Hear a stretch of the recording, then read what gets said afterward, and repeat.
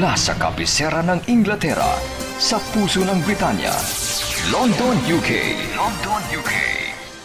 Ito ang Channel Philippines Network, Pinoy Radio UK. Pinoy Radio UK. Sumasayang papawid 24 oras. 24 oras. Buong linggo. Sa www.pinoyradiouk.com. Ang mga pinakapaborito mga awitin, mga pinakaabangang programa, at mga sariwang balita at impormasyon mula at para sa mga kababayang Pilipino sa UK at sa buong mundo. Pinoy Radio UK. Pinoy Radio UK.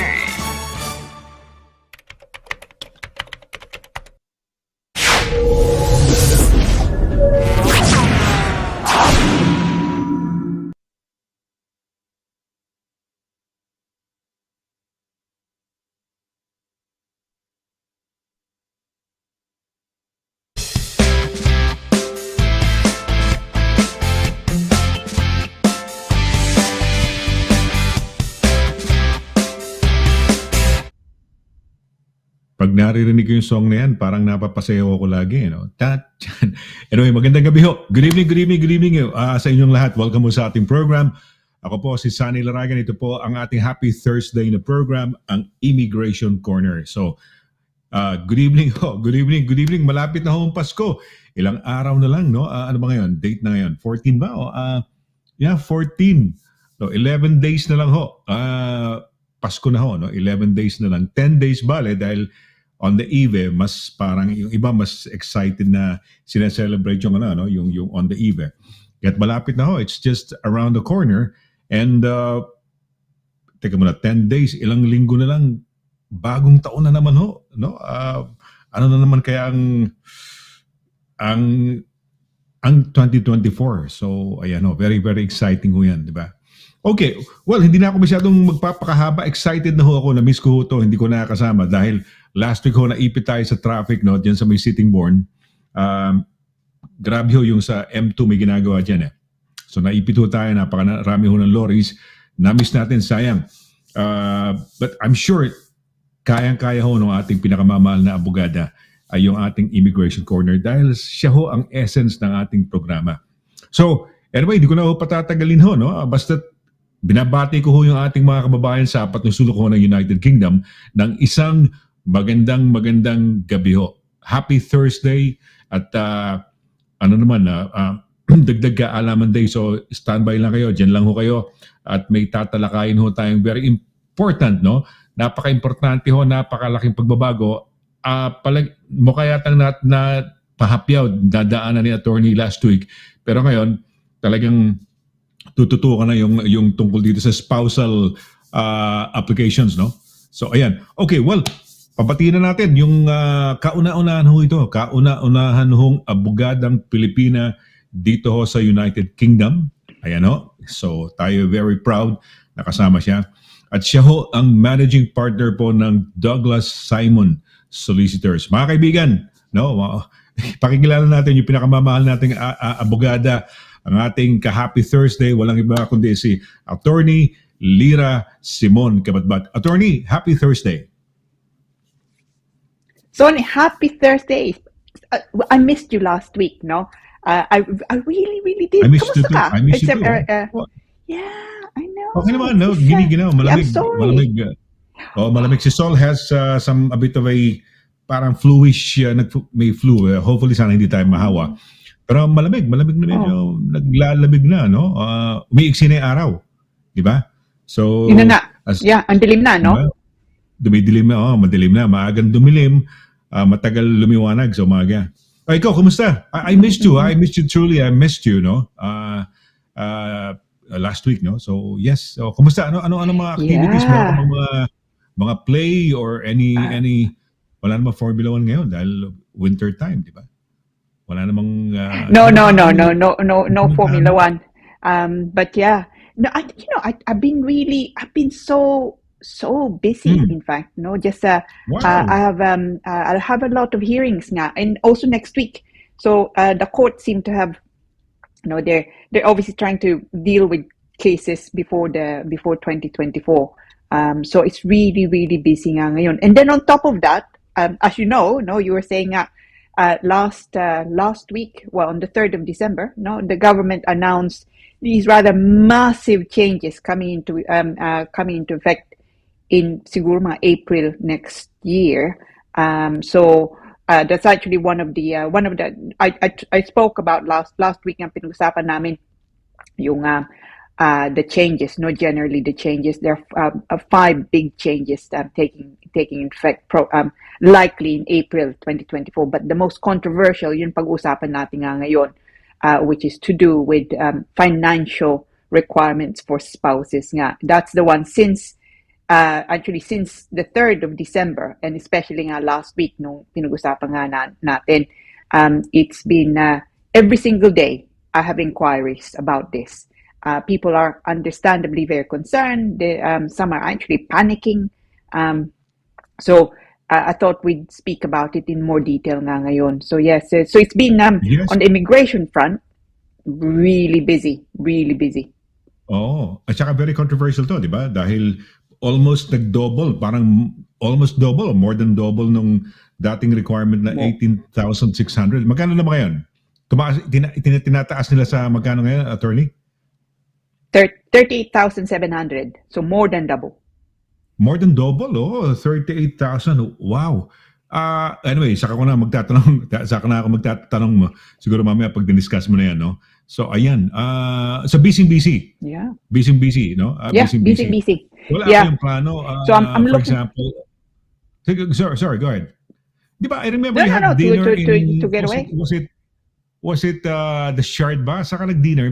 Parang recently, di ba, nagkaroon ka ng dinner before? Oh, yeah. Where was it? Well, the only three, that was the Shard. Yeah, we that was last year nga. Oh, was it this year? No, last year nga. No, the only thing I did do that's outside work is, and I've never been. You know the auction house Christie's, no? Okay, yes. Oh, yeah. Yeah. Nasa ba yan? Nasa Chelsea? I've never been. Yeah, so it's in Chelsea. So I've never ever been, and it's not really my usual thing, no. And okay. I was invited, so I went along because I was always curious what it's like, and I tell you what, Uno, it's the stuff that they have there, fascinating. Wow. You know, works of art that are collections that are going to be sold. You know, it's astonishing. It's a beautiful building as well. So that was the only thing I did apart, you know, outside work. Going there, because as I say, it's not something I would normally do, but it was really impressive. Is this the one pero specifically it's in South Kensington, di ba? Yeah, Green Park was where Green Park, I think, is where I got out, and then walked through the park. Doon sa bali sa parang nasa center ka talaga. Okay. Magkalaban niya, di ba? Dalawa yan, Christie's at saka Sotheby's ba? Sotheby, di ba? Dalawa sa auction houses. Yeah. So okay. So it's not usually my thing, as I say, but it was like being in a museum, really, you know, like the National Gallery, but a lot more different stuff. So it was really. You were actually witnessing an auction, attorney. You mean it was before the auctions. Before the auction. No, it was before the auction. Yeah, so it was before the auction. Okay. So we were. I was looking through now works of art. Yeah, good stuff. May nakikita ko sa South Kensington. Nadadaanan ko lagi. Christie's ba yun? I think it's Christie's eh. Probably. Yeah, almost every day before. When I used to live in South Kensington, nandun ako sa Gilbert Street yata. Nakalimutan ko na yung street kung saan ako nakatira. Don't make Christie's doon sa area na yun eh. So, yung malapit sa Royal Brompton Hospital. Oo. Siguro. No, siguro it's the same. Oo. Yeah, kaya ko na itanong yung shared, I was thinking, ano kaya ang maganda? May mga restaurants sila di ba? Different floors yan eh. Merong Chinese, may kung ano-ano mga pangalan eh. Would you remember kung saan kayo nagpuntang restaurant sa Shard, attorney? Yeah, it was actually the cafe version nga. Tawag Aqua atang pangalan. Aqua, okay. May Aqua, may Sky, ganyan di ba? Oo. Then Sky Lounge, that's it. Sky Lounge, yeah. Sky Lounge, Sky oo, yun. Oo. I was just thinking lang, parang, subukan ko kaya. Dahil na-inspire ako nung kay attorney, Lira, nag-shard. Aside from the view, or were you there just for direct na doon sa restaurant o nag-viewing kayo doon sa may mga viewing decks? Oh yeah, no, we went to the restaurant nga, and there anyway, it's so high up already. If you're lucky enough to be near the windows, as long as you're not afraid of heights, it's really it's really really impressive. Actually, I enjoyed it so much. Ang ginawa ko the same year, I bought an aunt of mine nga, and her partner a voucher, to have some lunch there at Sky Lounge. I didn't know he is afraid. My aunt's partner is afraid of heights, like deathly afraid of heights. Wow! So that was one present that went back. Okay. Nag-worry ka. Now that you mention it, nag-worry ako tuloy eh. Kasi may fear of heights ako. I remember when I went to ano ba capital ng Sweden? Stockholm, Sweden, di ba? Stockholm, Sweden. So I went to sa library nila. Ang library nila nasa city center. Pero parang parang glass. So kumbaga kung wala lang glass niyo, pwede ka lang tumawid eh. Parang talagang kitang-kita siso talagang May upuan doon. Alam mo, feeling ko nung nakaupo ako doon, parang hinihila ako sa labas. Parang although nasa loob ako ng building at malapit sa bintana, pero ang feeling ko, hinihigop ako ng labas dahil nga sa heights nga. May fear ako ng heights eh. So I don't know if I would enjoy it, no? Yung sa Shard, no? May fear ako ng heights eh. Ikaw, wala kang fear of heights, no? Meron ka ba? Wala kang fear of heights? A little bit, pero yung nga lang pagka nasa labas ako, I mean inside I'm fine, so I can look out, I can look down even, no. But so like the Eiffel Tower, no. I remember going there, and then you can view, of course, Paris from the top, diba? And I was so. You went all the way to the top, attorney? Kasi I went all the way to the top. Wow! Yeah. Wow, galing. Yeah, I mean, in those days, you could. I don't think you can nowadays, actually. In those days, you could. Oh my gosh, it was terrifying. Wow, really? Hindi kasi parang nagbo-move yun. Nandun lang ako sa gitna, attorney. Sa gitna lang. And then, di ba, ang parang lift niyan, siyempre, ang lift niyan, diagonal lang akit dahil siyempre, yung legs ng Eiffel Tower, nakaganyan, di ba? So, hindi naman diretso ang lift eh. So, kung ano yung katawan ng paanong Eiffel Tower, ganoon din ang akit ng lift. Hindi ako tumitingin. Dahil nasa gitna ako ng mga tao, talagang nakapigit ako dahil pagdating ko sa taas, sa gitna lang ako, hindi ako doon sa tuktok na ginawa mo malakas ang loob mo, matapang ka. Doon lang ako sa gitna. Alam mo ba ginagawa ko? Inikot ko yung buong four corners ng Eiffel Tower. Pero nakahawak ako sa yung hawakan yung rail. Nakahawak ko sa rail. Yung railing. Yung rail niya. Hindi ko kaya. Pero ikaw, you're so how would you call it? Brave dahil kaya mo yung pinakatuktok eh. Di ba? But then, nakakaakit eh. When we went, pwede, kaya lang, nasa iyo eh. Choice mo na eh. Yung nga lang kalahati ng Eiffel Tower, hindi ko na kaya eh. Feeling ko, yumuyug-yug eh. How much more doon sa taas? Ang lakas ng wind siguro doon, di ba? Sa taas doon. It's whistling past. Wow, di ba? Grabe. Wow, hindi ko kaya yan. I salute you, no? Kaya mo pala yan, no? Anyway, okay. Teka muna. Let's go with our pabati na, attorney, ha? Siguro. Sige. Oh, yes. Yung mga bragging rights, di ba? Yung the usual na ginagawa natin. Sige. Direct. Sige. Bumper.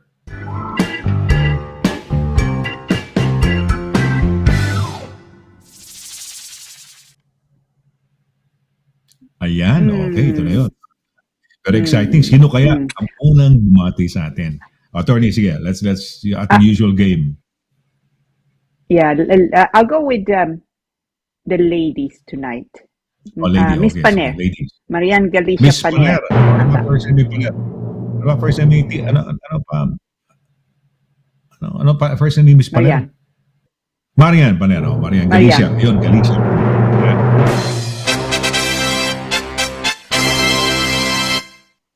Si Gigi Elamparo. Oh, Yeah. magandang gabi. Good evening, good evening. Magandang Ayan. gabi, Gigi. Sabi po niya, good evening, Attorney Lira and Kuya Sonny. Happy Thursday, all viewers. Also, Derek Powell and Watson and Snooki. Have blessed evening, everyone. Yeah, to you too, no, Gigi? Hopefully you're well and hopefully you're inside and in the warm, Oo, no? sana okay kayo. Oo.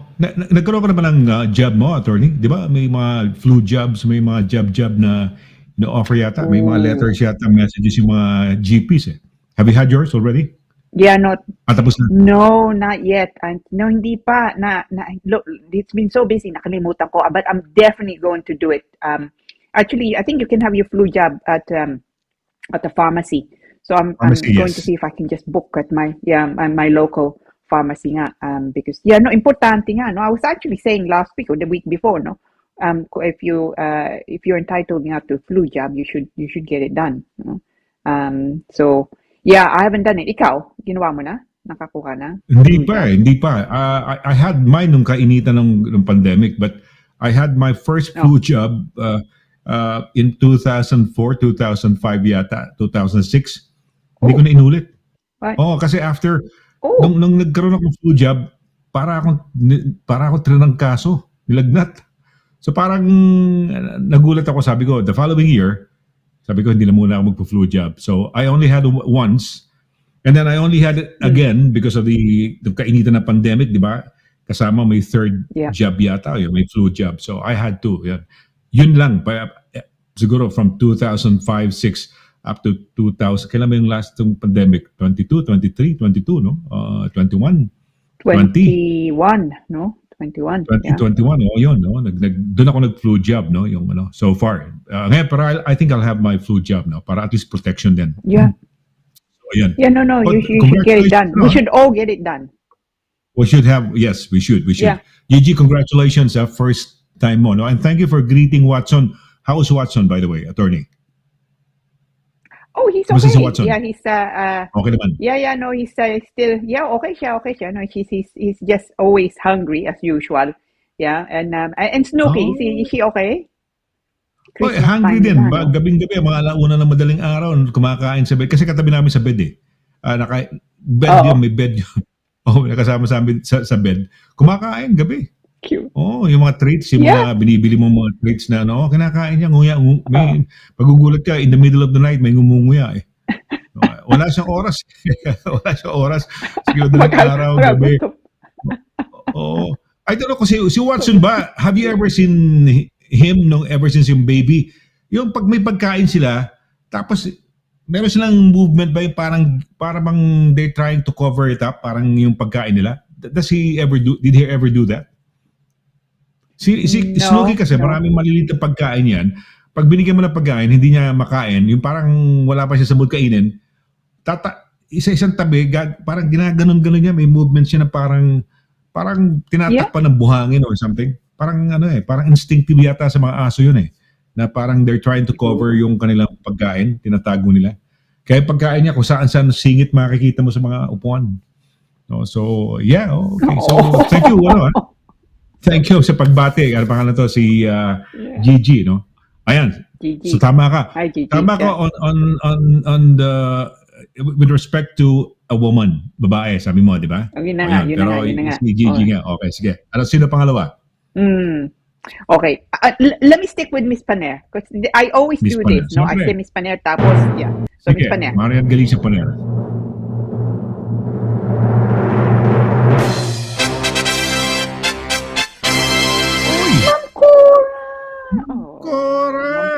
Ma'am Cora, kumusta ka na?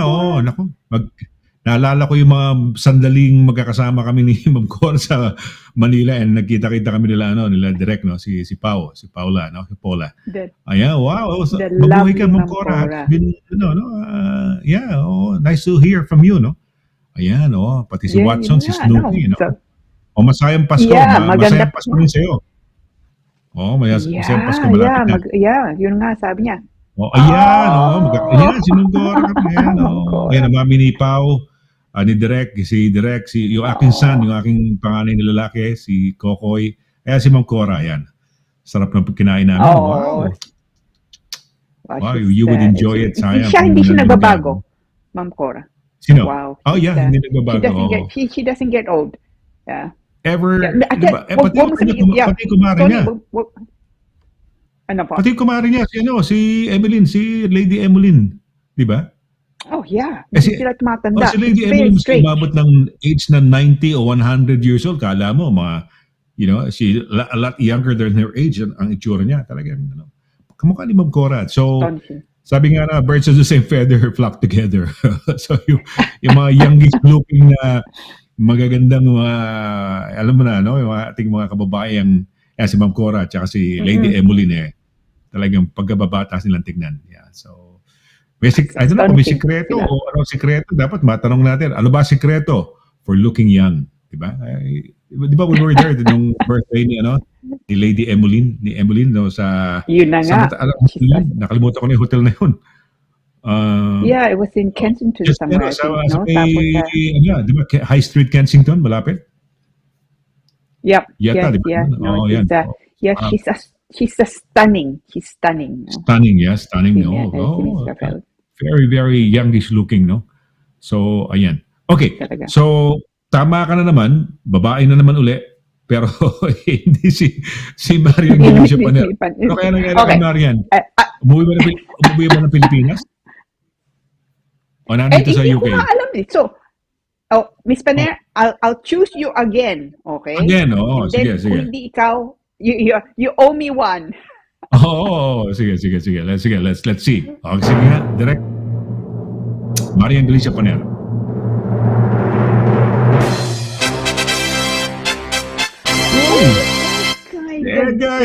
Edgardo. Wow. Yeah. Okay. I love his messages.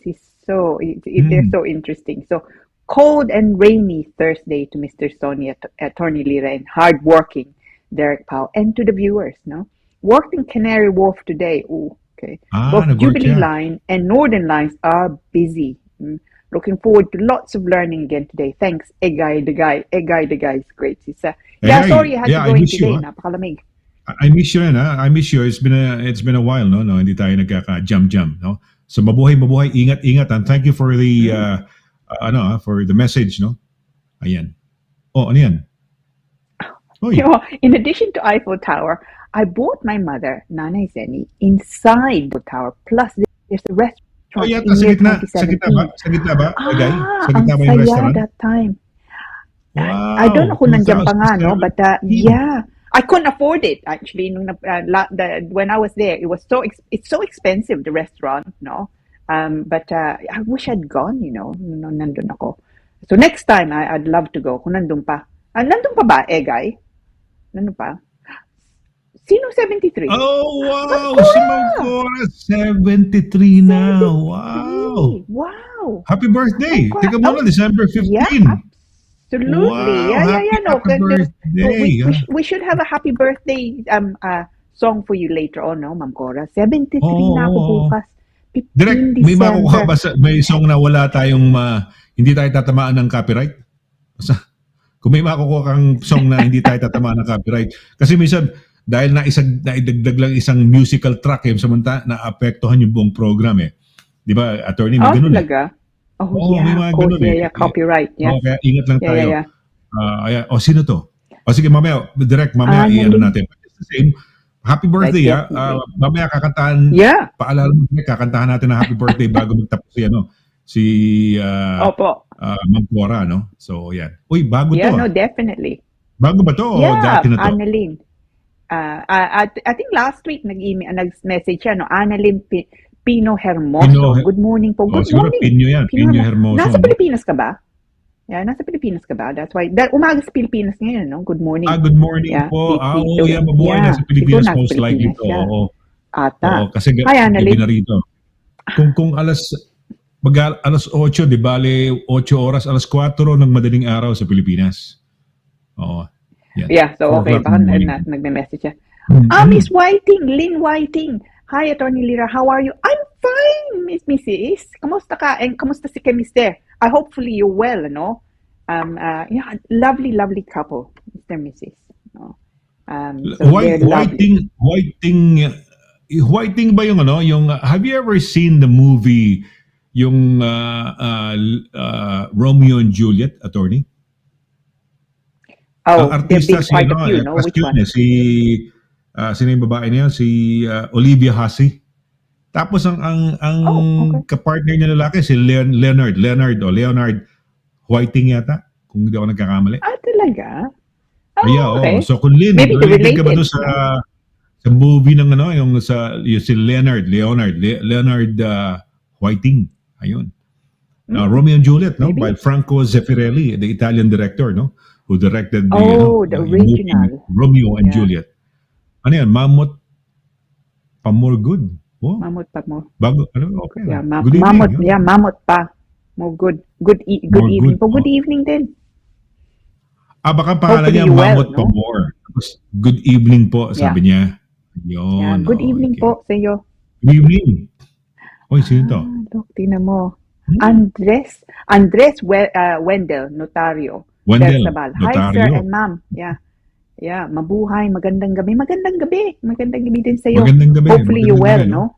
Yeah, and happy Bersabal, nearly yes, Christmas. Yes, oo. Tsaka bukas, happy birthday. Si Ma'am Cora, no? Ayan. Oh, wow. She's feeling well. Oh, yeah, speaking of the angel.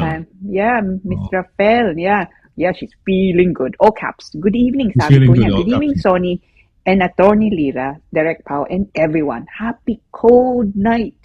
And keep warm, everyone. No, tama ka. Ang napakagami. Ang lamig-lamig nga.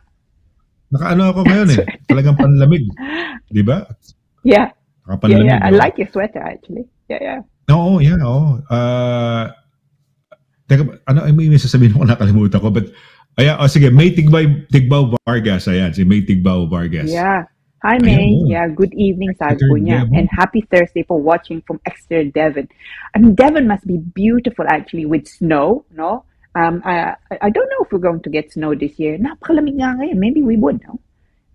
Maybe not for Christmas itself. Di ba?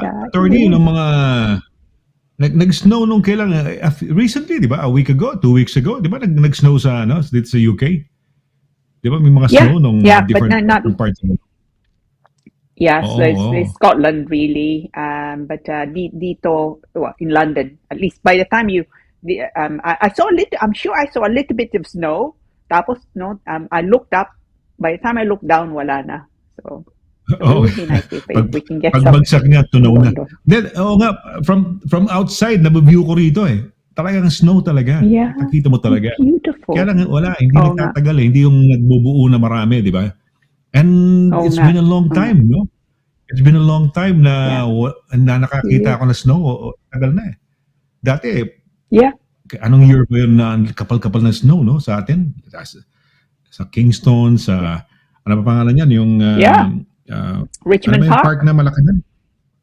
Ano park yung malaki na? Richmond Park. Oh, yeah. Malaking yung park na yun, Richmond Park, no? Maganda pag may snow doon, no? Pwede ka mag-sled ba yun? Yan, ganyan, sled, oh. Pwede ka mag-ganyan.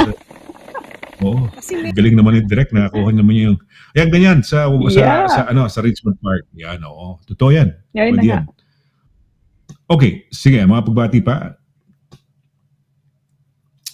Okay. So we're gonna have magandang tayo. Mag-break na muna tayo. Okay. Sino to? Kath, Pushka. Magandang gabi at Lira and everyone. Hi, Kath. Good evening. Magandang gabi sa'yo, no? Yan. Sige. Yeah. Tingnan mo na. Hindi ko pa. Wala pala akong visual kay Direct. Wala akong visual kay Direct. Tingnan mo na. Ayusin ko yung visual ko kay Direct. Okay. Sige. Alright. Sige. Galing to PTT.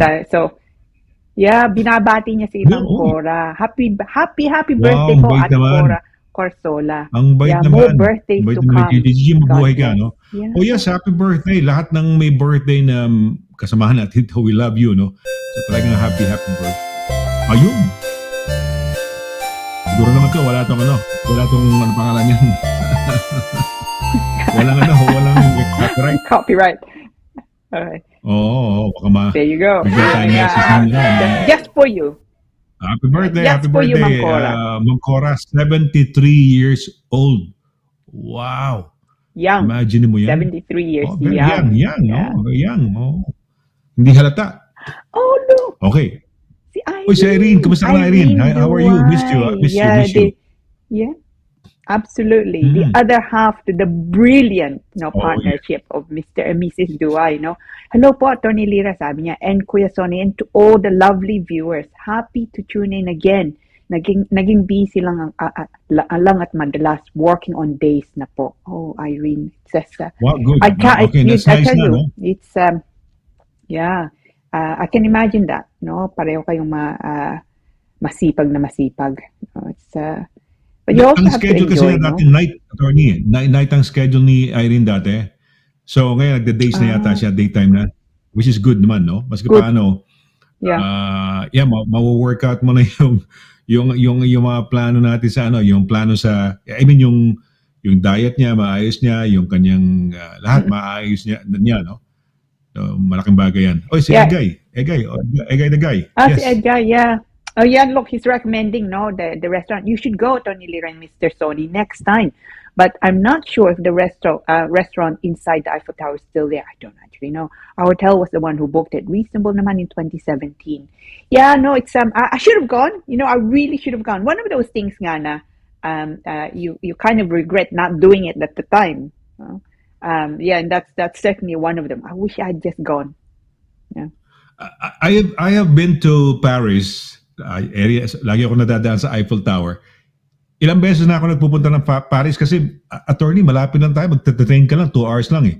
Sumakay ka lang dyan sa may San Pancras ng train, di ba, sa Eurostar. 2 hours lang andun eh. I would go there. Minsan bus, minsan train. Pero naalala ko, would you know kung anong year ka umakyat? Kasi alam ko kung anong year ako umakyat sa Eiffel Tower. Hindi ko na inulit. May takot nga ako sa heights. Umakyat ako sa Eiffel Tower, hindi ko makalimutan to, December of 1999. O ilang taon na yun? Wow. 1999. 25 years. 24 years. 25 years na ba? Oh. Yeah, Tama, yeah. 24. Tama, attorney. 24. Yeah, well, next year. 1999. Next year already. 2023 years. Wow. So 24 years ago. It's a long time. In December. Yeah. Itong buwan na to, 24 years ago, umakyat ako sa Eiffel Tower, hindi ko na inulit. Dahil nakakahiya eh. Ako lang yung naglalakad na nakakapit eh. Yung mga tao nag-enjoy tumingin sa view. No? Ako nakakapit doon sa daliluyog-yug, feeling ko mahuhulog ako eh. And to think, attorney, nasa kalahati lang ko Hindi ka mukha mo, nandun ka sa tuktok. Mga kaibigan, yung mga nanonood, kung kayo napunta sa Eiffel Tower, ano yan, may gitna, mababa yun. Si attorney nandun sa taas, may second level yun. Di ba? Ganun yung Eiffel Tower eh. Yun na nga. Si attorney nandun sa tuktok. Ako nandito sa gitna. Pero kulang na lang linisin ko na lang yung buong di ba, yung rail. Di ba? Sideline ko, linisin ko. Dahil nakakapit na wala akong nakitang view masyado sa takot ko. Kasi nakikita mo yung baba. At least you yeah, but you did it, no, Sonny? Kahit takot ka nga, that's actually bravery, no? If you're afraid to do something but you do it anyway, that's more brave than if you do it and you're not really afraid, no? Meron sa have you been to the Portsmouth, yung may tawag doon, yung may parang yung payat na nakalimutan ko na Tapos meron siyang sa gitna noon, you can see may makapal na glass na kitang-kita mo yung baba. Pwede ka mahulog kaya lang, siyempre glass yung makapal. Ano pangalan nung sa Portsmouth yung ang itsura niya para siyang sa Dubai na Burj ba yun, yung Khalifa, yung parang may iconic like na building sa Dubai, di ba? So merong hindi naman maliit lang yun nandiyan sa may Spinnaker Tower, Spinnaker. Spinakery, Spinnaker Tower yata. Diyan sa Portsmouth.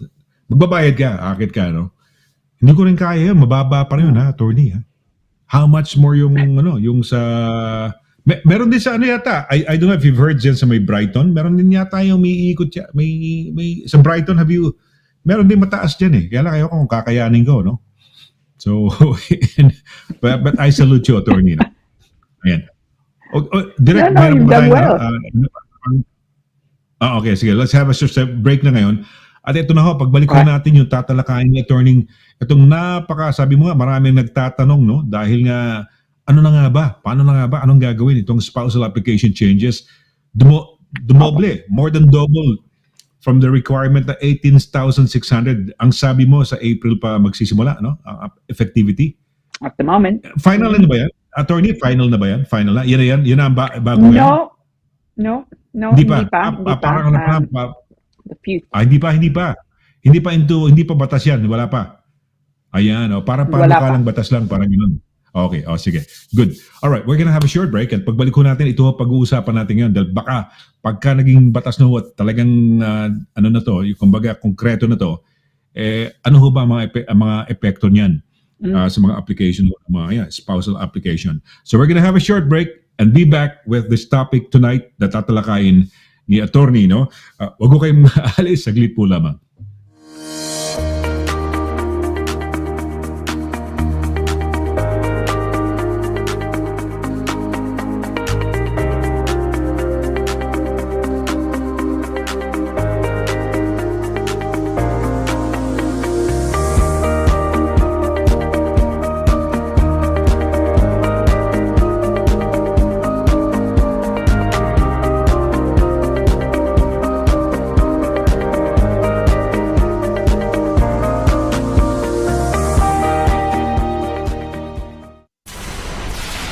Mula sa kabisera ng Inglaterra, sa puso ng Britanya, London, UK. London, UK. Ito ang Channel Philippines Network, Pinoy Radio, UK. Pinoy Radio, UK. Sumasayang papawid, 24 oras. Buong linggo. Sa www.pinoyradiouk.com. Ang mga pinakapaborito mga awitin, mga pinakaabangang programa, at mga sariwang balita at impormasyon mula at para sa mga kababayang Pilipino sa UK at sa buong mundo.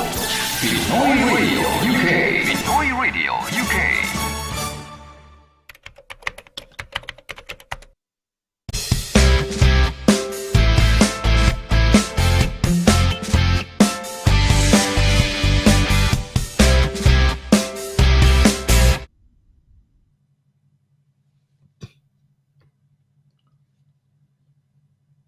Okay, nagbabalik ko tayo sa ating Immigration Corner dito po sa ating Happy Thursday na ano matagdian natin dito. May tawag tayo, Dagdag Kaalaman Day. Okay, so ako po si SONNY LARAGAN. For those of you who tuned in just now, nasa ikalawang bahagi na ho tayo nating palatuntunan. Kasama ho natin yung ating pinakamamahal na abogada, walang iba kundi si Attorney LIRA Simon CABATBAT. No? Attorney, good evening once again. No? At narito na tayo sa ating part kung saan i-discuss mo yung topic natin, no? Spousal application changes, no? So, attorney. Okay. So last week po pinag-usapan nga natin the changes that were announced nga by the government on the 3rd of December by the new Home Secretary, no? So there are a number of changes that sabi nga nila will take effect in about March or April nga 2024. Now, so yung last week pinag-usapan natin there are going to be changes to students nga, to certain work type visas, also income requirements, no, for employment. But the biggest and probably the most controversial change na in-announced nila last week on the 3rd of December is increasing, you know, the minimum income requirement for spouses. Now, so tingnan natin kung ano bang batas ngayon, okay? So yung what's effective nga ngayon. So what you have to show, so kung gusto, so sabihin natin gusto niyo kunin yung fiancé niyo dito o yung asawa niyo British na nga kayo o meron kayong indefinite leave to remain dito, no? Dito ang balak niyo dito na kayo titira, and for that you need to make an application for a spouse visa, okay? So, what are anong kailangan yung pakita? So, things like, of course, if you are, yung status nyo nga dito, the sponsor, either, for example, British nga, or indefinite leave to remain, or someone who's an Irish citizen. Kailangan nyo din pakita nga that you are in either civil partnership or you are married that's recognized in the United Kingdom, o nagsasama na nga kayong lagpas na 2 taon, or your fiancé, no? Dito kayo, ang balak dito kayo magpapakasal. And of course, kailangan nyo din pakita you have a good knowledge of English, and at least A1 level nga. And you can financially support yourself in the United Kingdom, okay? Or rather, yung sponsor nyo can financially support you if you are the applicant in the United Kingdom. And yun po ang magbabago nitong either March or April, more likely, hopefully, April rather than March. Well, actually, hopefully, it won't change at all, but I think it will change. So, at the moment, ang kailangan yung pakita as far as income goes, no, yung income, minimum income ng sponsor nyo, kung papasok nga kayo dito either sa spouse, partner nga, or indeed as a fiancé, income kailangan pakita 18,600 pounds before tax. So 18,600. It doesn't matter kung if you're self-employed or employed, it's that. Now, kung kulang nga yun, there's some possibility of adding some savings. Kung wala nga kayong income nga, then the full savings requirement is 62,500. The government hasn't even dealt with that. So at the moment, 18,600 pong kailangan yung pakita. And of course, there's the usual thing about accommodation. But the main concern at the moment is the income. Now, in-announce po nila on the 3rd of December, our new Home Secretary, in-announce niya that the income, which at the moment, income requirement, which as I've said, is only 18,600, is going to go up, and wait for it, to the whopping amount of 38,700 pounds. 38,700. Let's let that sink in. More than double. Okay. Understandably, it has it's raised concerns and it's caused upset with a lot of people. Hindi nga lang mga taong na kukunin nga asawa nyo nasa Pilipinas, but of course, buong mundo. Well, buong mundo with UK. No? So it's now, especially when you look at it in context. No?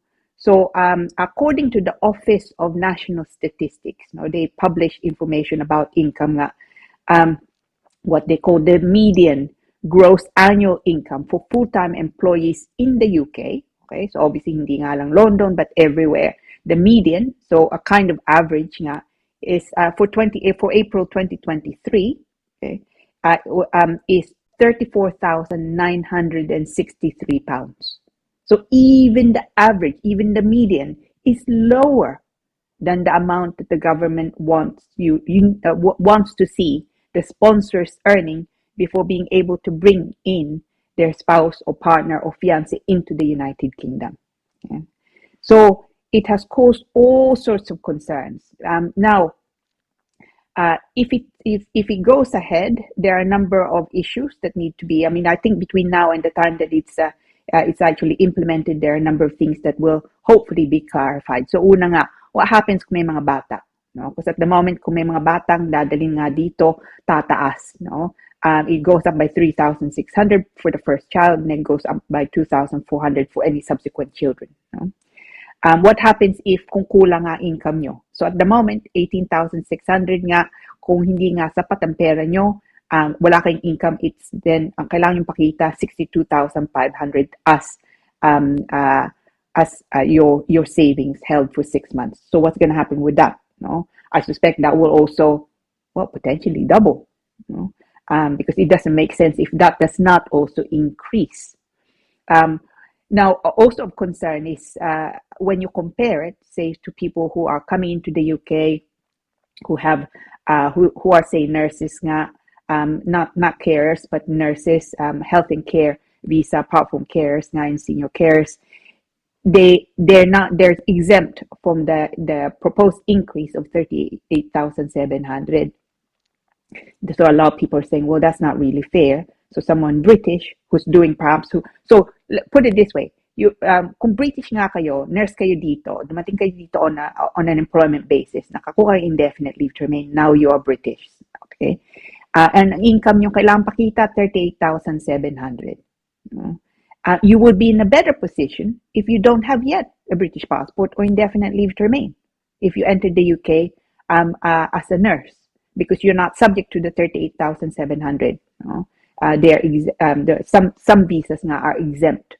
So it doesn't really, at the moment, there are too many holes, no? And I think it needs to be clarified as soon as possible.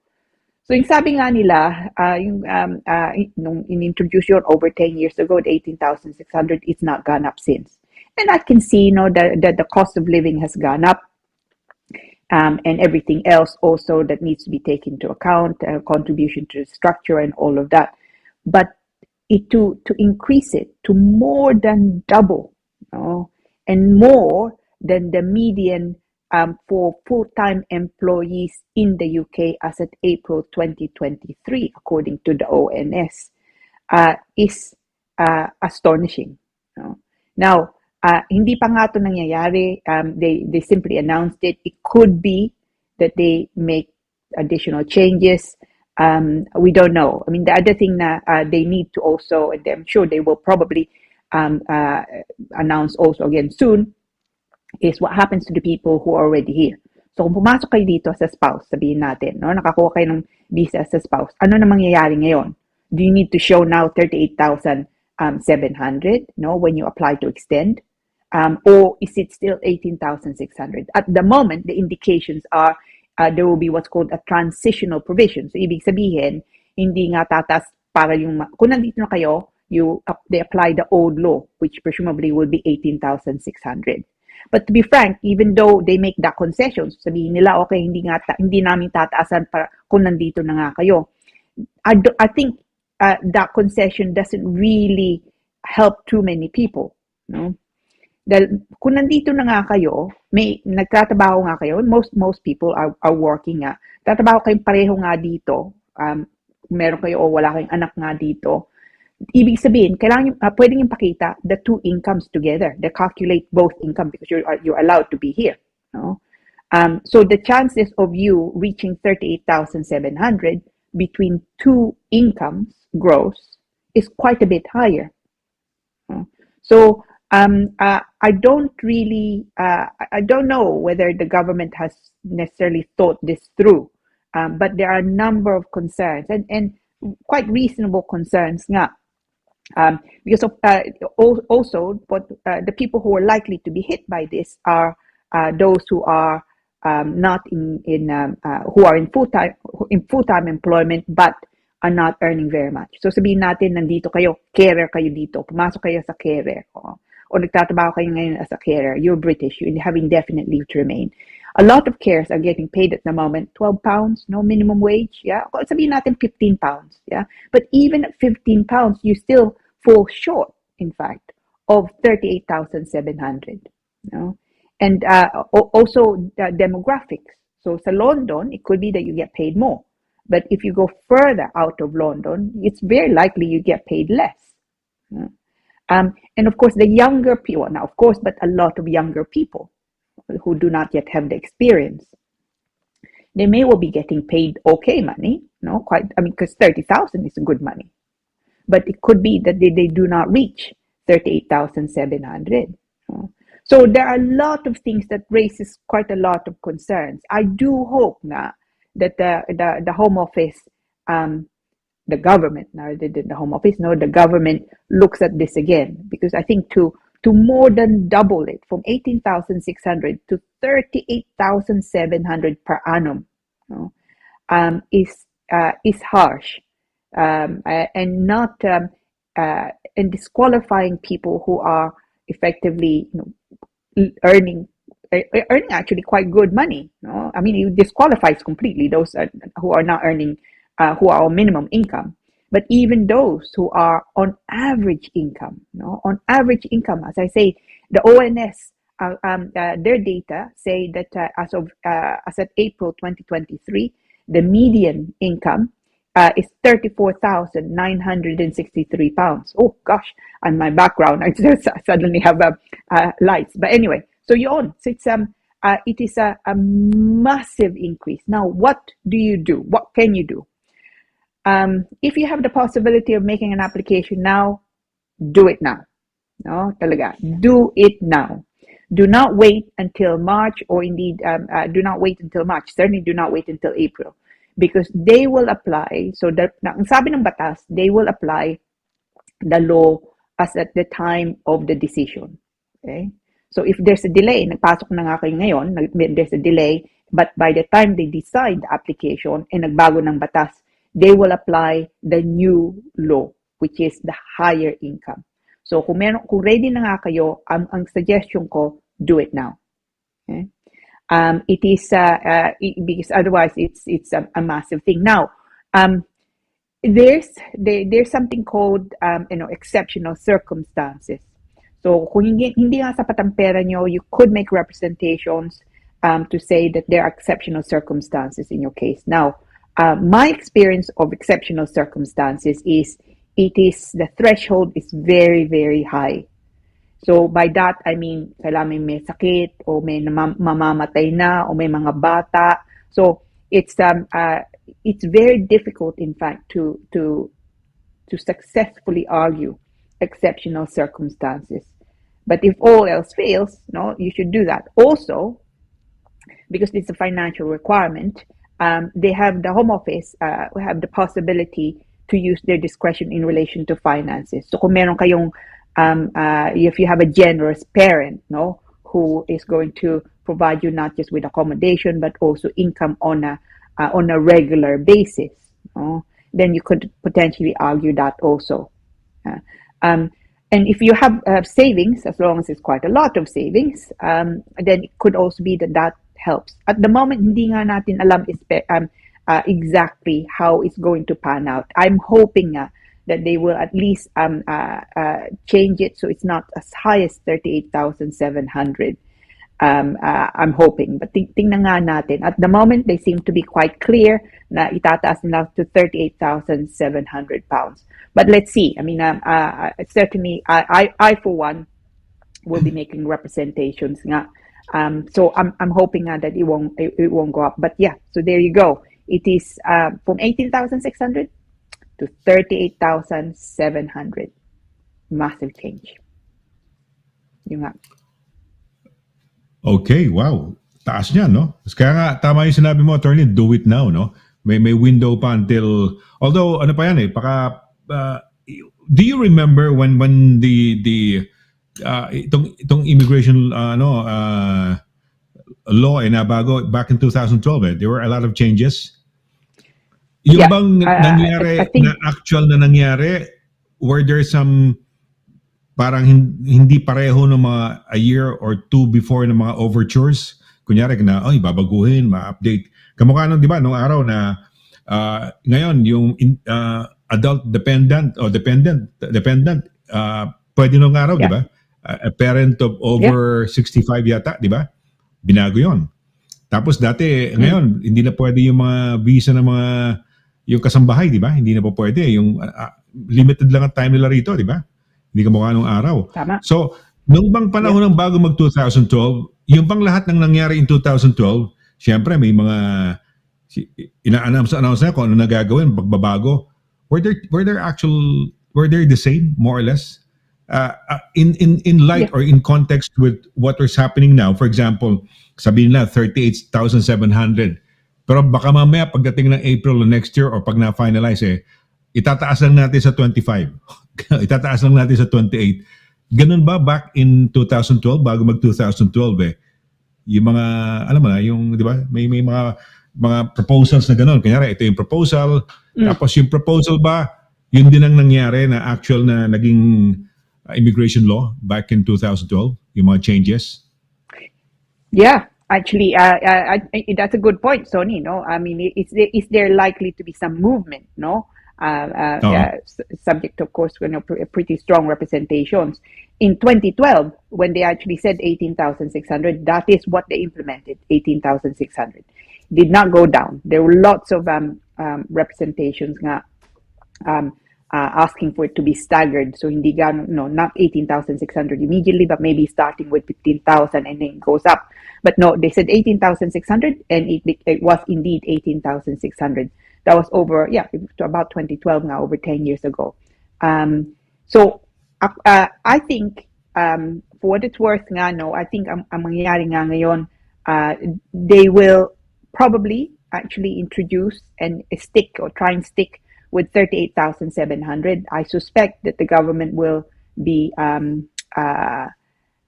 challenged, no, by way of, say, judicial review, for example, nga, in implementing the amount, the 38,700, which is over, 4,000 pounds over the median amount of full-time income for full-time employees in the UK as of April 2023. So I don't think, so to answer your question, Sonny, I don't think there's going to be a lot of wiggle room dito. I think they're going to actually implement the 38,700, but certainly it does not, we should nevertheless make representations, and certainly my firm will be making representations. Attorney, ilang years ka na nag-practice ng immigration law? 30, 40 years na? Ilang years ka na nag-practice? 31 years this year, 32 next year, obviously. Okay. So 2012 would be some 11 years ago, no? Parang ganyan, di ba? 12, okay. 12, Gusto ko lang 11 years ago. Siguro, in 2012, siguro sabihin na lang natin, andyan ka sa as an immigration lawyer, no? Ikaw, kumbaga, ikaw ang nasa forefront, alam mo yan, no? nakikita mo yan. Ang tanong ko lang, marami ka bang clients na even though 18,600 is a struggle, is a problem, is something that's sometimes difficult to attain or to comply with? Yeah, no, absolutely. Siguro in the years that you've been practicing this, and then this is the requirement. Hirap ba? May marami bang nahirapan? Is it difficult then? Oh no. Kasi kung hirap sila, mas lalo mahirap yung Turkey. Absolutely. Absolutely. So, So nung unang-una, when they introduced the 18,600, more people had difficulties. A lot of my clients, for example, then were earning 15,000, no? Which is obviously falls short of the 18,600. So they had to wait. Some of them had to wait until they actually, they were doing overtime, for example, in order to be able to show that their income in fact satisfied the 18,600. So it's it affected a lot of people and stopped, or delayed at least some applicants coming into the United Kingdom. That's absolutely the case. So that was back in when I was 20 years post-qualification. Ngayon, I'm 31 years post-qualification, and now it's more than doubled. And what's worrying actually is even when you look at the median income as at April 2023, the median income is 34,963 across the country. It still falls short of the 38,700 pounds. And when you look, it's a lot of people saying, look, it's unfair. During the COVID times, we were clapping, carers, health workers, who were not just helping, risk their lives. So some of those people now are have indefinite leave to remain. They've decided to make the UK their homes, and are even British. So those people we were clapping, saying thank you very much for putting your lives in at risk. We're clapping them, but now we're saying you can't bring in your family into the United Kingdom. You can't bring in your spouse into the United Kingdom because your income is less than 38,700. If you are a nurse, on just starting out, so sabihin natin nag-umpisa ka as a carer, you then qualify, you now a nurse, but you're band 1, as opposed to the higher bands 38,700 you're not going to reach.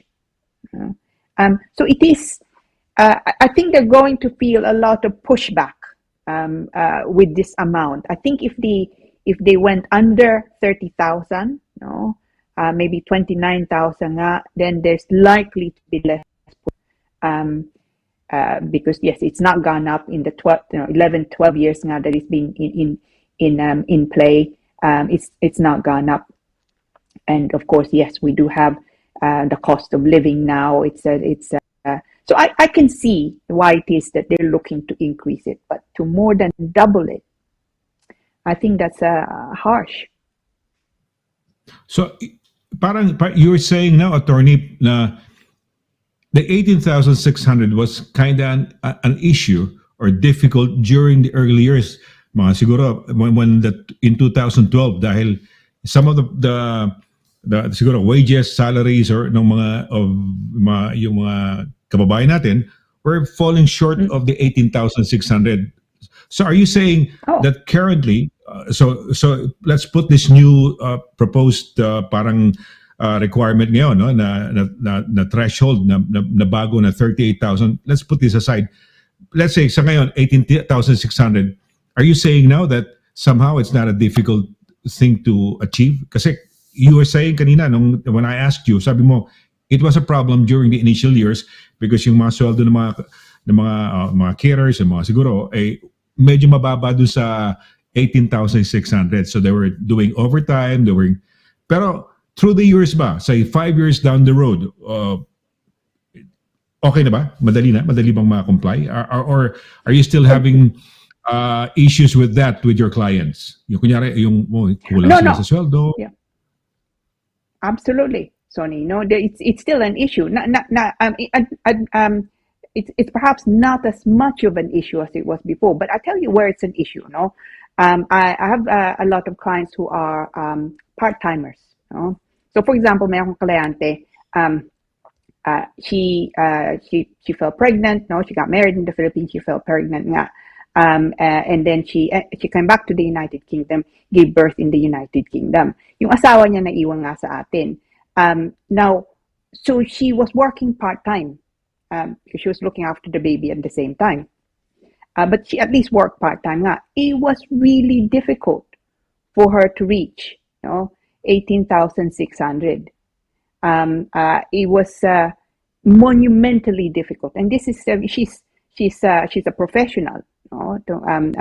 But she could only work now part-time because she's looking after baby. At the same time, also, marami kong mga kliyente, mga carers sila. And they're getting paid the minimum income. They just about reach 18,600. So it or younger people who are just starting out in their careers, they are earning 18,600 or maybe just slightly less. Because it's they're starting from the bottom, working themselves up. So it remains to be a concern. But because of course, we've had also increase in hourly rates.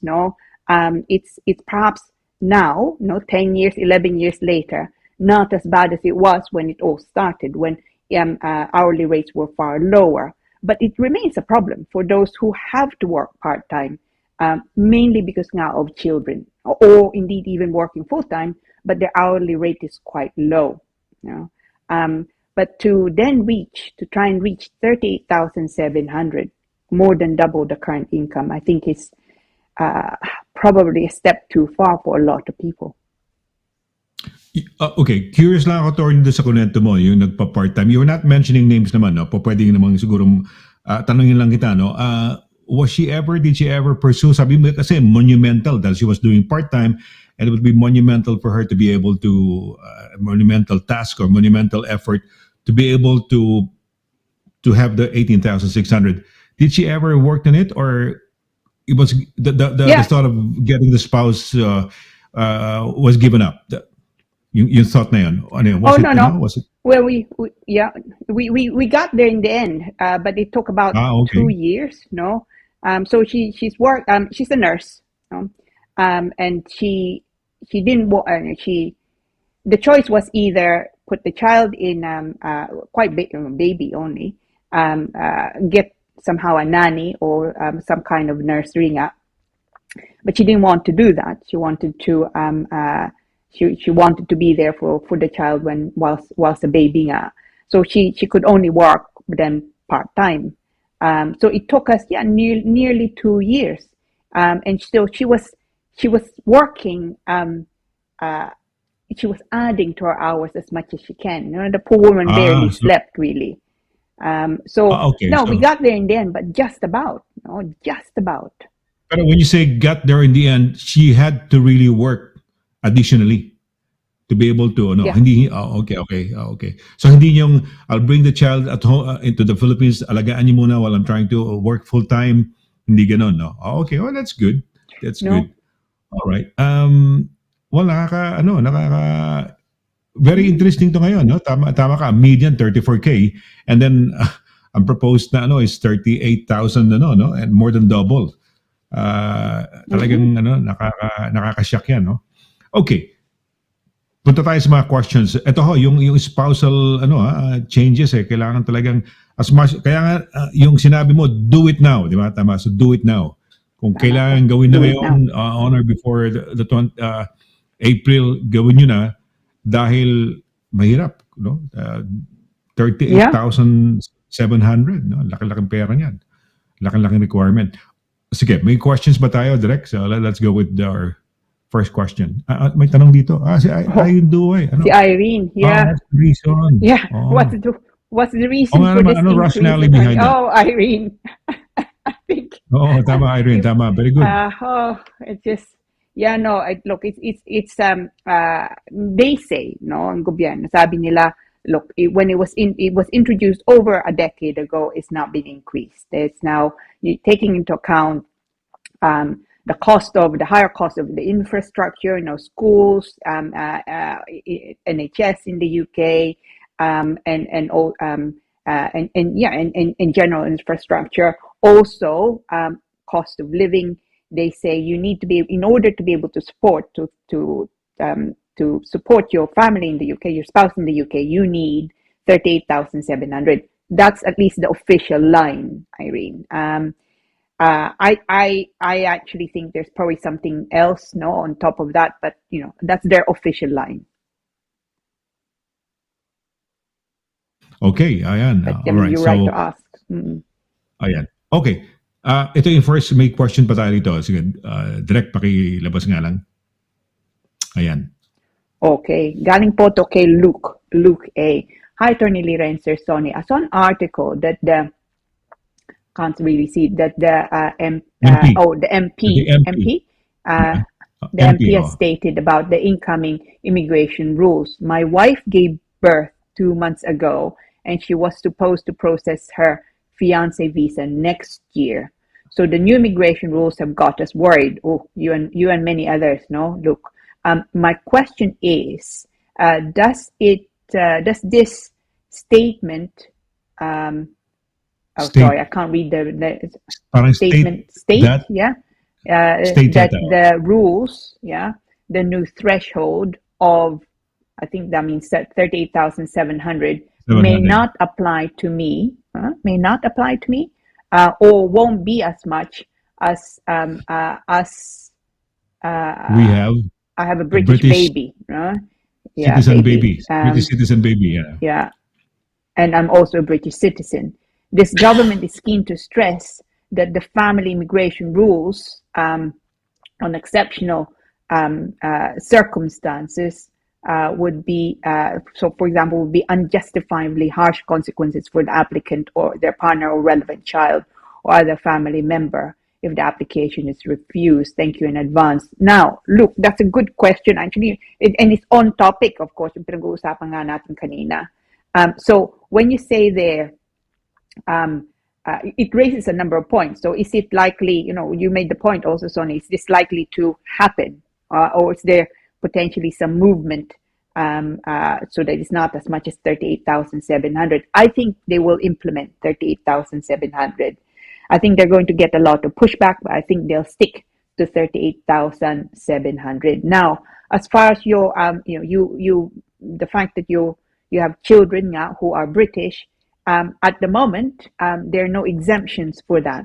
Yung nga lang, because they are British, it means that there's no additional income requirement. I mean, that's another thing that the government has not yet dealt with. So at the moment, ngayon, 18,600 minimum. Pero kung meron kang anak, if they're not British, of course, if they're British, then They don't come into the equation. So, but I can't see that they're going to exempt people to this from the 38,700 just because they have children who are British. No? Now, as regards, and this, you make this great point on exceptional circumstances. Can you then simply argue exceptional circumstances? It's very difficult to argue exceptional circumstances. No, I know that for a fact. That is governed by a lot of case law. No, that show, at least at the moment, that seem to show, well, okay, it has to be way over, so unjustifiably harsh. It has to be much more than it's it's a difficulty now. So usually it means someone is it's a health issue, for example. Now, one possibility, I suppose, is there's something called Section 55 argument in relation to children. Yeah, maybe that helps a little bit. Maybe the Home Office will exercise the discretion if you put everything together. The fact that the children are British, of course you are British, that you maybe have family who can help you in the United Kingdom. So all those things may mean that they can exercise their discretion in your favor, but I would not count on it.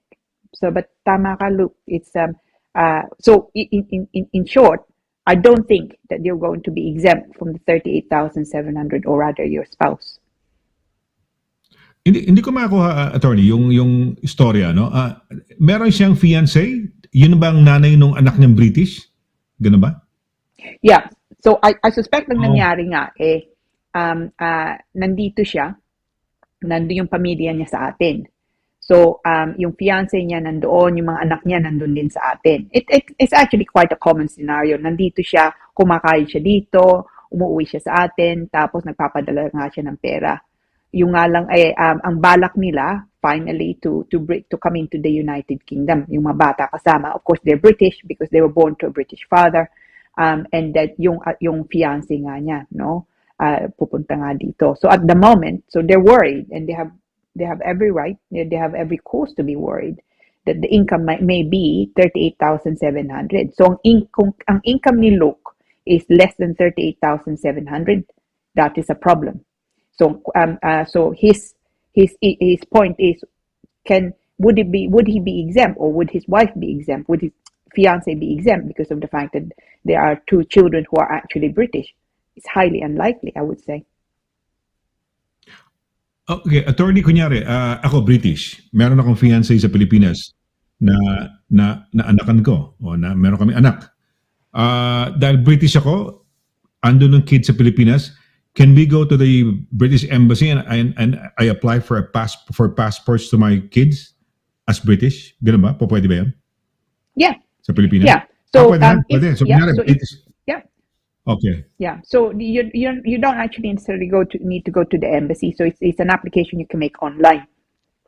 So any child born to a British parent, no, mom or dad, would inherit, if you like, the citizenship nga, even if they're born outside the UK, as long as it's a first generation. So kung nandito ka, so it's governed by the British Nationality Act. So so I'm not surprised that they were British. Luke's children nga are British, even though they were born potentially nga in the Philippines, because they were born to their father, who's Luke, who is already British. When you say first generation, so kunyari ako, halimbawa ako, naturalized ako, I am not considered a first generation British? Gano ba? Hindi? Yeah. No. So in Luke's case, no. Okay. So let's say he became naturalized nga dito, or born in the United Kingdom and is British. He can pass on his citizenship to the children even though they're born in the Philippines. Now, when I say first generation, yung mga batang yon, no, they will be British, but they cannot pass on because they were born in the Philippines, and they inherited already their citizenship. No? They can't then pass on their citizenship to their children. Okay. I got you. Yeah, your own. I got you. Yeah. Pero so in short, for example, ako, SONNY LARAGAN, For example, I'm British and I have different girlfriends. I've got a girlfriend in Thailand. Nagkaanak ako.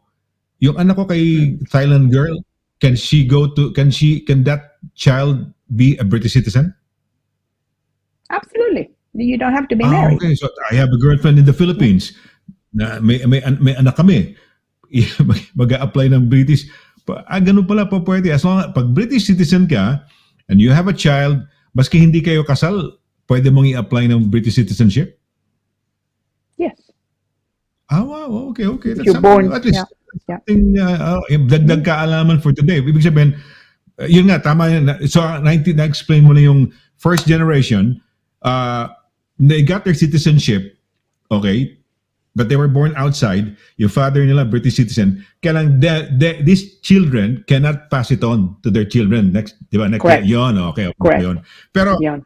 si Luke, for example, may girlfriend maski saan at nagkaroon siya partner at nabuntisan, may children doon. Lahat ng children na yun, nasa Thailand, nasa Japan, nasa Hong Kong, pwedeng maging British citizen lahat yun. Ayun, dahil by virtue of the parent, one of the parents being a British citizen. Okay, all right. Okay, all right. Baka I'm giving ideas to people, no? Okay, anyway, may second question tayo. Second question, direct yan. Oh, sino to? Lito Reyes. Okay. Ayan. Lito Reyes, yeah. Please, I have two kids in Scotland, and they're both Greek citizens, okay? And both permanent in Scotland. Can I get a family visa? I'm here in Greece, permanent residence permit. So the two kids in Scotland, they're probably adults now. Nasa nanay siguro. Nasa nanay na nasa Scotland, nag-work. Nag-work ba Lito? Question to sa sa Facebook, may nag-send sa atin ngayon. Nanonood si Lito. So, ang wife niya nasa Scotland, kasama yung mga anak niya. Citizen sila. Pero siya, nasa Greece, permanent resident lang, ganun, permit. So, I mean, we Brexited for one thing, no? Sa Greece. So, two kids in Scotland, both Greek citizens and both permanent in Scotland. So, they're likely here because they're on initially a settled status. Hindi ko nga lang alam if they're adults now. Sino kasama dito ng anak mong dalawa na Greek citizens? Siguro yung nanay nila na Greek citizen. Yeah, kung bata pa, of course. Kung bata pa. Kasi, please, I have kids in Scotland. They're both Greek citizens and both permanent in Scotland.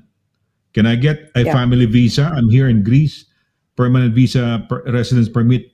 Pero tapos na di ba? Yung Brexit nag-Brexit na, di ba? Nag-deadline na, no?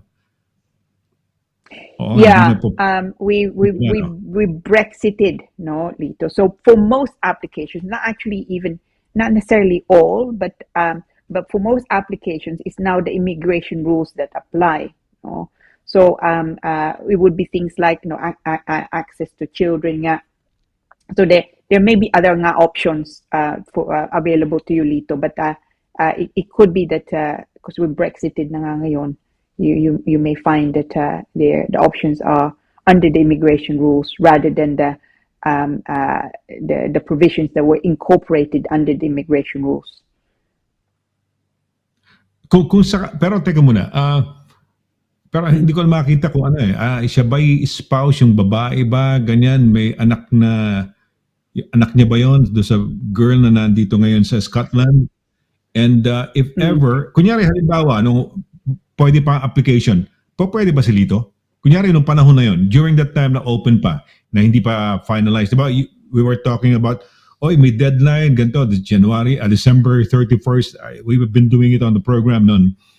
Si Lito, for example, let's go back in time, rewind. May chance pa si Lito sana kung panahon na yun? Yeah. Nung panahon na yun, pwede ba? May chance pa?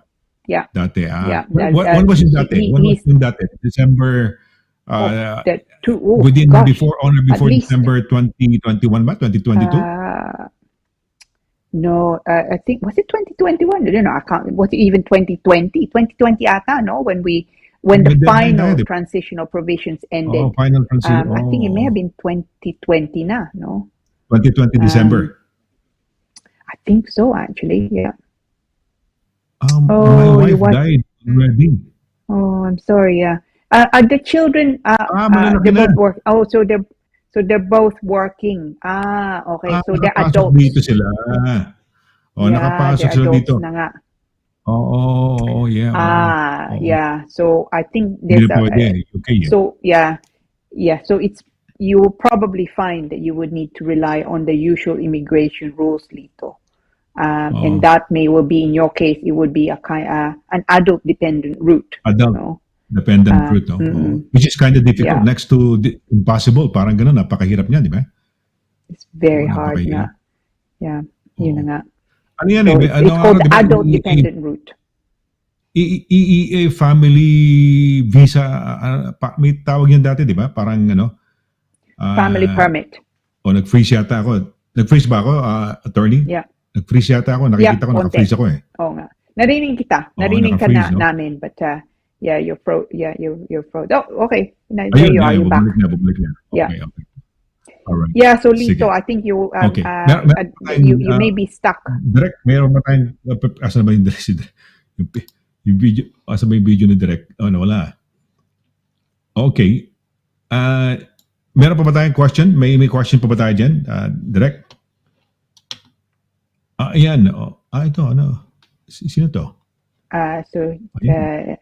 Jack Anico Kasol. Yeah, Kasaul, okay. No? Yeah. So Ito si Anico. Buo pa ba yung Anico Finance? Okay. Buo pa ba, Geraldine? Sige, okay. Ayan, good evening po. Ayan. So sabi po niya, good evening po Sir Sonny and Attorney Lira. Ask ko lang po, apply po Mr. ko na nasa Pinas, papunta dito. Nag-biometric na po siya nung November 24. Nakasama po ba yung apply ko sa new rule po dito? No, at the moment the new rule is not yet in place, no, not yet in play. No?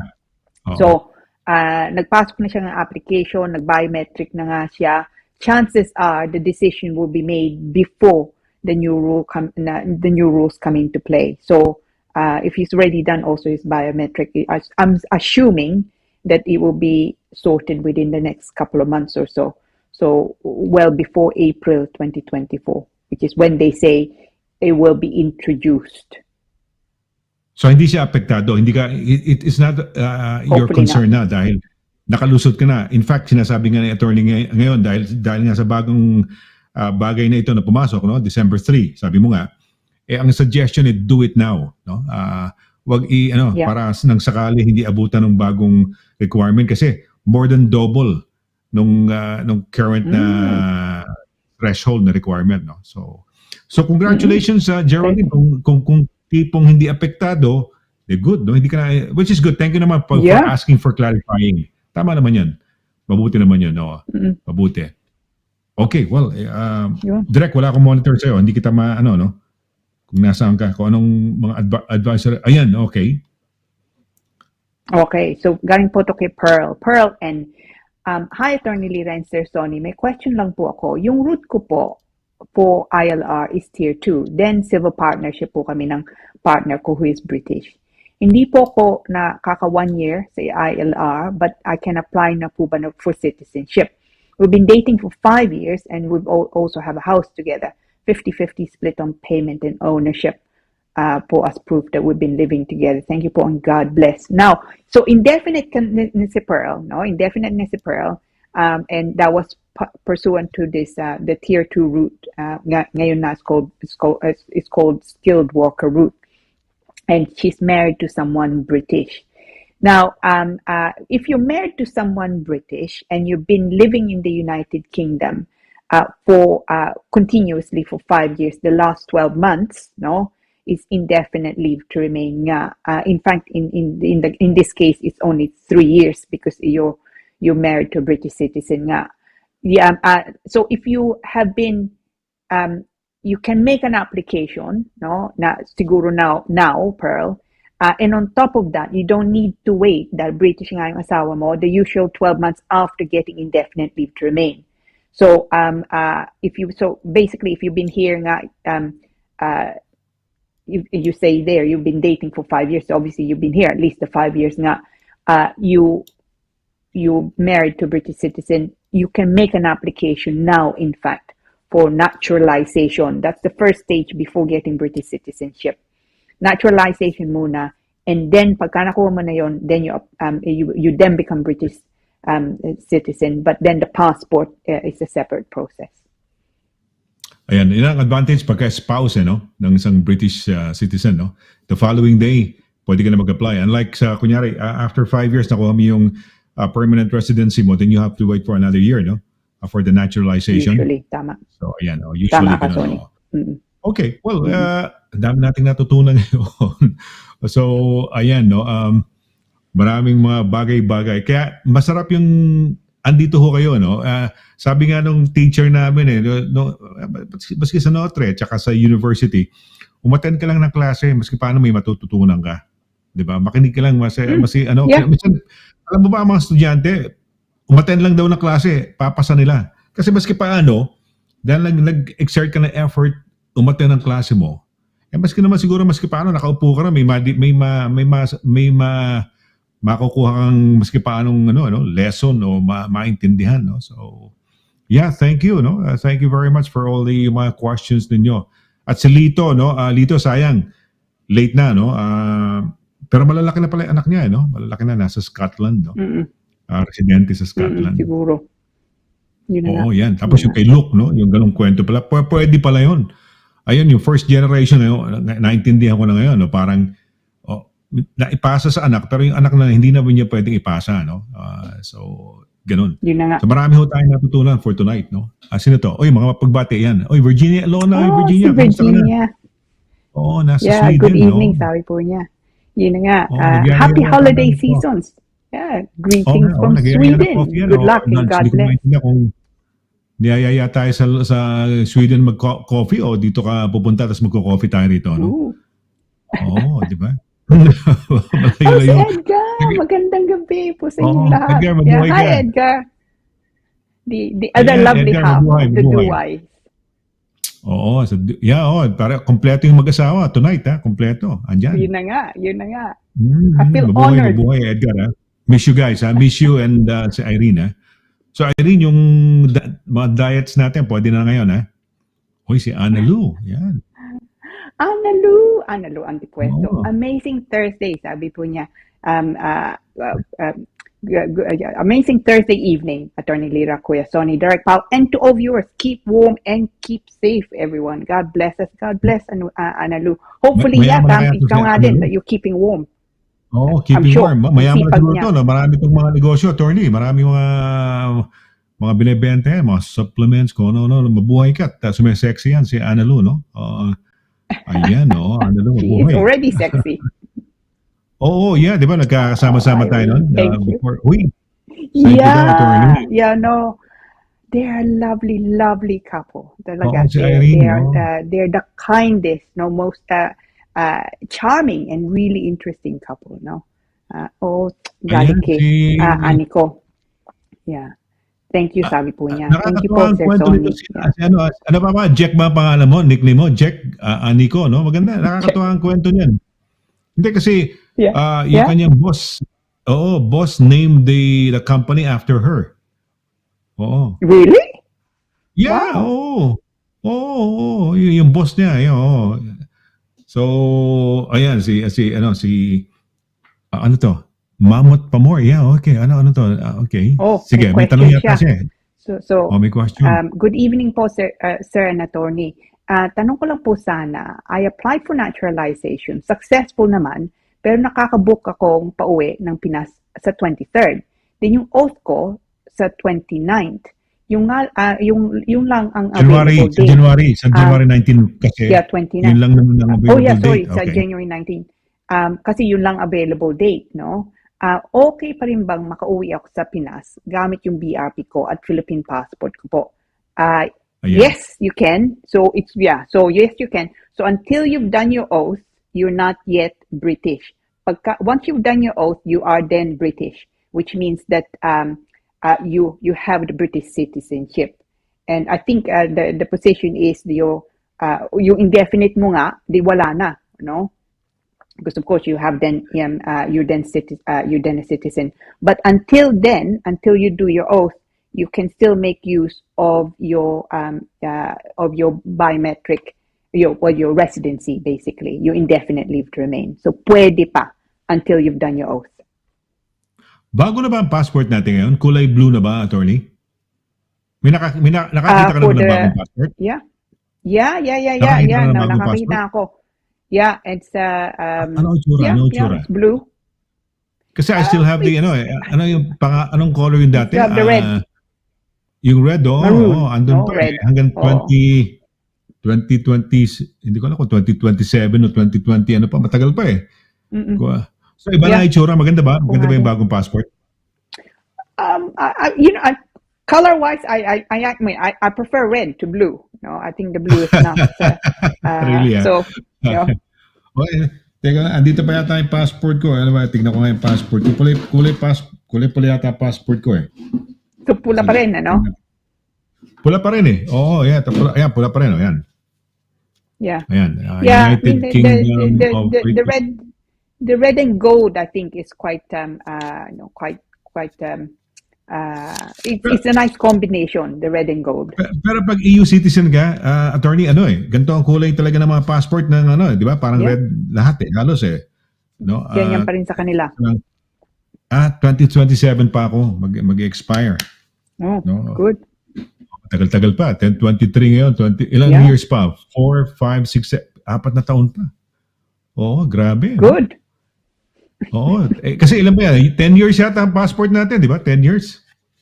Yeah, 10 years. 10 years. I think yung sa akin, we will expire, I think sa akin ay 2025. So, okay. Malapit ka na. Malapit think about it now.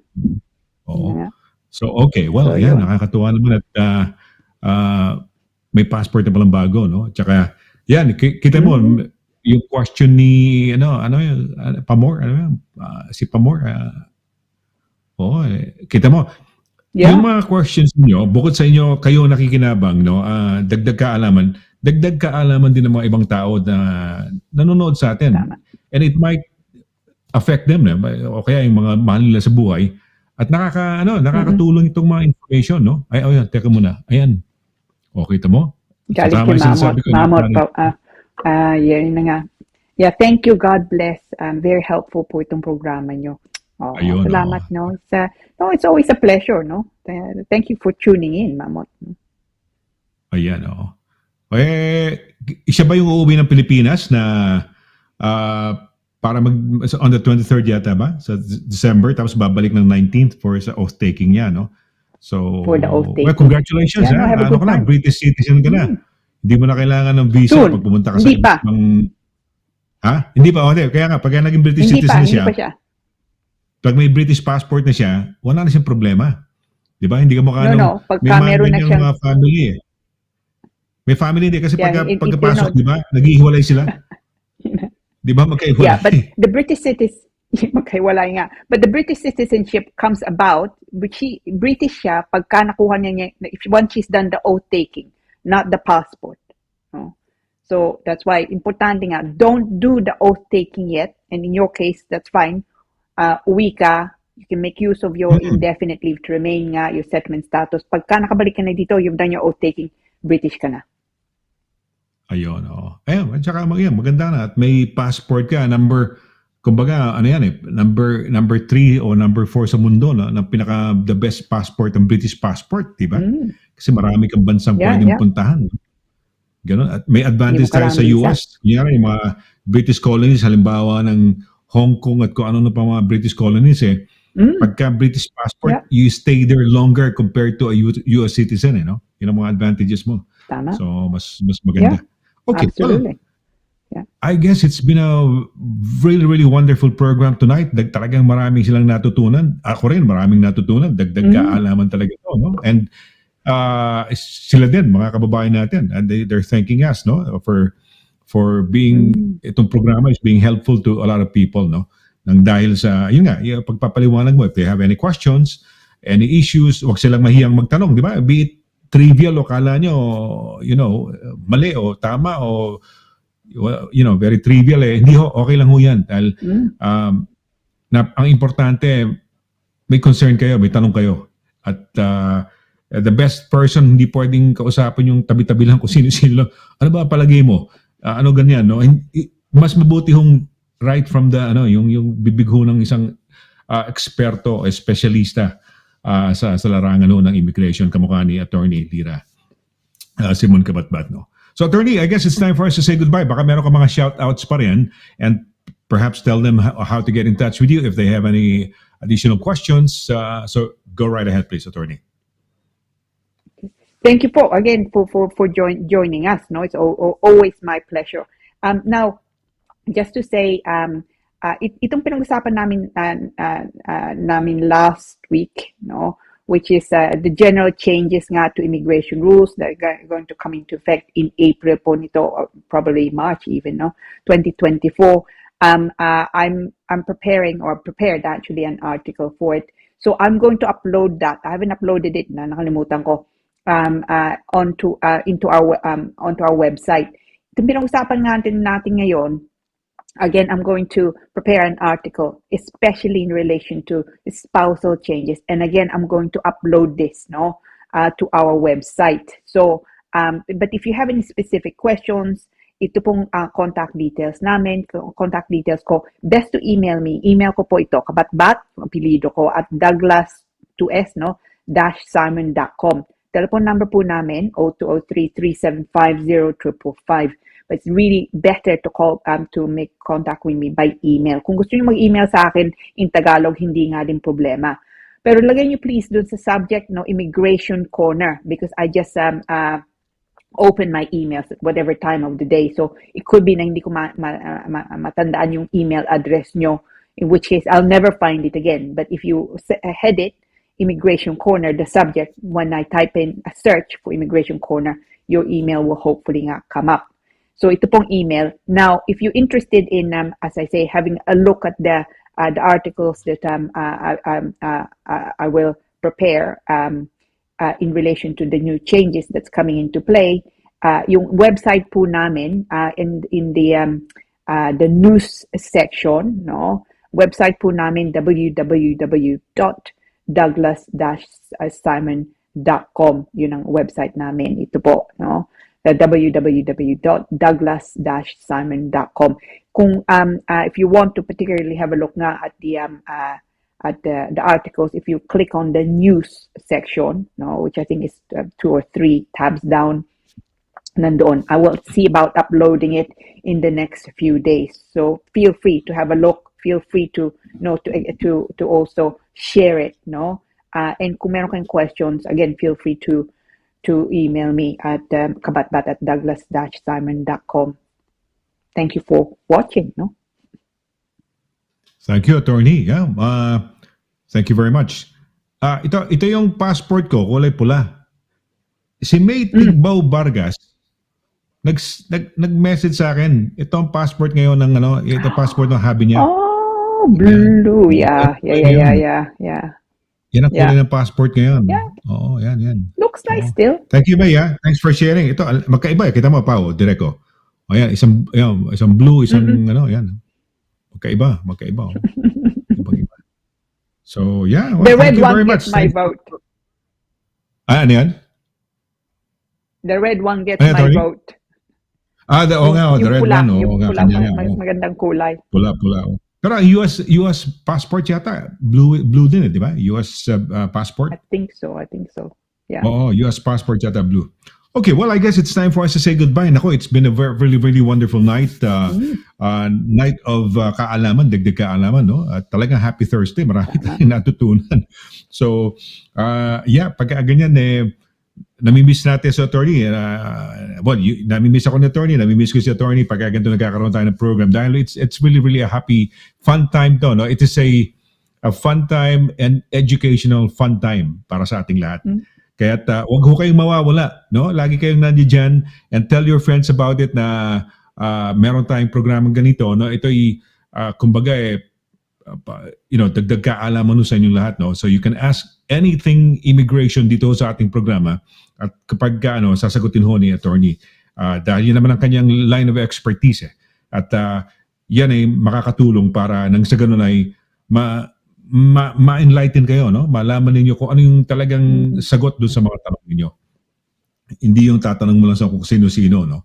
Kaya't, somebody was, at saka ito yung kauna-unang abogada, the first ever Filipino or Filipina lawyer or solicitor dito na registered dito sa United Kingdom. So, saan ka pa, di ba? Ibig sabihin, big time, si attorney, no? Kasama natin.